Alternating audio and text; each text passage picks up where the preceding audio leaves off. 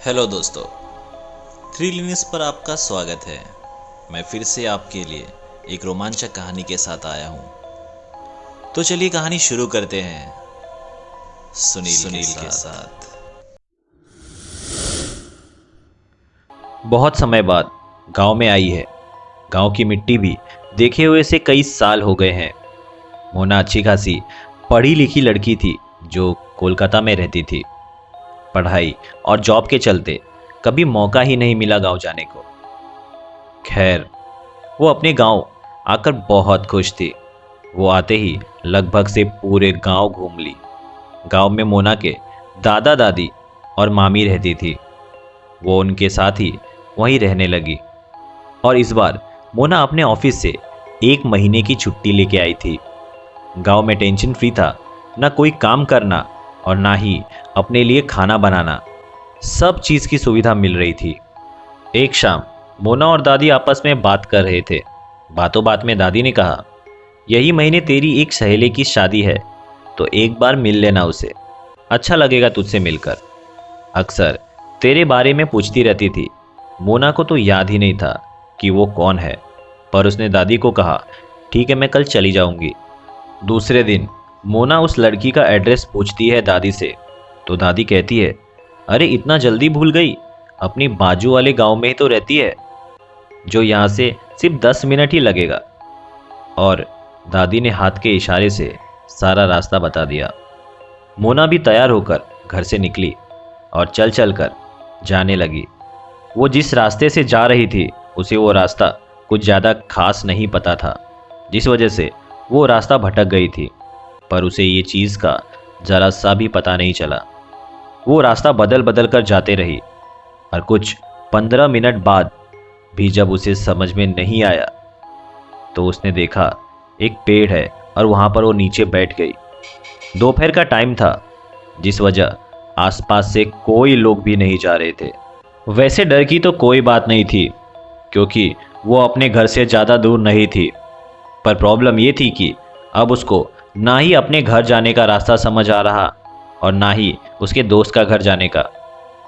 अब बस उसे किसी से रास्ता पूछना था, पर कोई कोई भी नहीं मिल रहा था।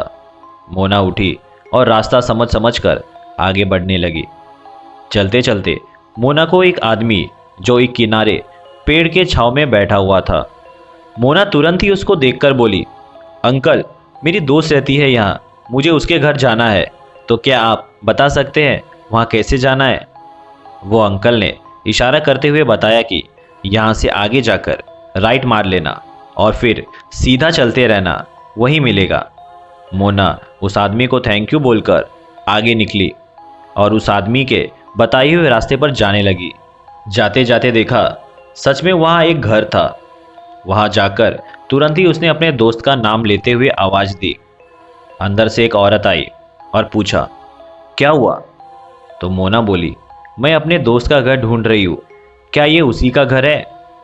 उस औरत ने कहा, नहीं, यहाँ तो इस नाम का कोई नहीं है।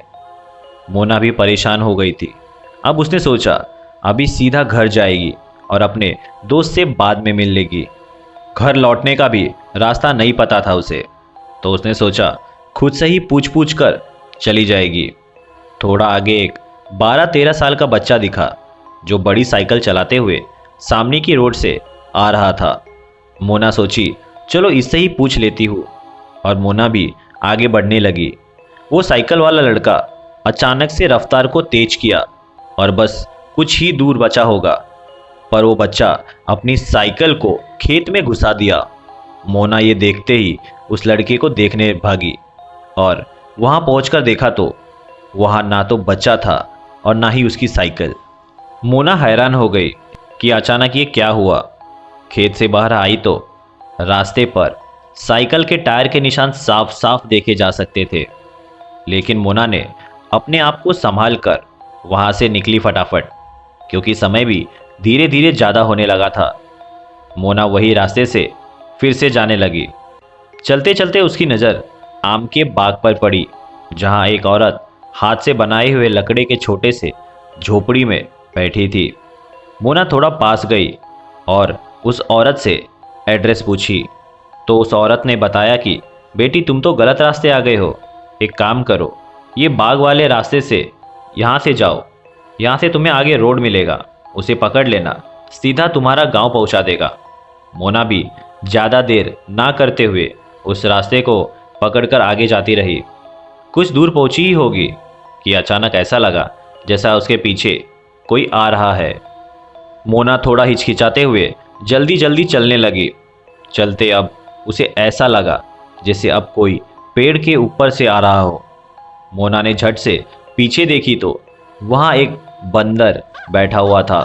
मोना अचानक से हंस दी अपने खुद की हरकतों पर और पीछे घूम चलने ही वाली थी कि ऊपर से उसके सामने एक कौवा बुरी तरह से तड़पता हुआ नीचे गिरा।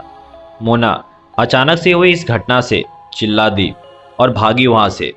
जैसे ही भागने लगी, ऊपर से वैसे ही कौवे खून से लथपथ तड़पते हुए बहुत सारे गिरने लगे। वो चिल्लाते हुए और तेज भागने लगी। उसकी आवाज़ सुनकर वहां पर एक आदमी आया और उसने जैसे ही मोना को उस बाग में देखा, वो घबराए मन के साथ मोना की तरफ भागा और वहां पहुंचा। वहां पहुंचकर उसने कहा, बेटी इधर आओ। और उस आदमी ने मोना का हाथ पकड़कर दौड़ने लगा। दौड़ते दौड़ते वो बाग को पार किए और वो आदमी थककर वहीं बैठ गया और चिल्लाते हुए कहा, तुम पागल हो क्या? वहाँ इस बाग में क्या करने गई थी? तुमको उस बाग के बारे में पता नहीं है क्या? मोना ने भी ना में सर हिलाया।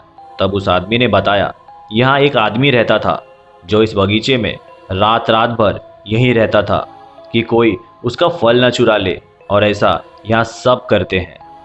पर कुछ महीने पहले ही उसका शरीर इसी बगीचे में मिला और कहा जाता है कुछ लोग ने मिलकर उस बेचारे को इतना मारा कि वो मर ही गया। और तब से इस बगीचे में जो भी जाता है उसे अपनी जान गंवानी पड़ती है। मोना ये सब बातों से बहुत डर गई थी। मोना ने उस आदमी को कहा, प्लीज़ मुझे थोड़े आगे तक छोड़ दो, और वो वहाँ से सही सलामत घर पहुँच गई। पर उस दिन के बाद मोना कभी बाहर अकेले नहीं जाती है। तो ये कहानी थी मोना की।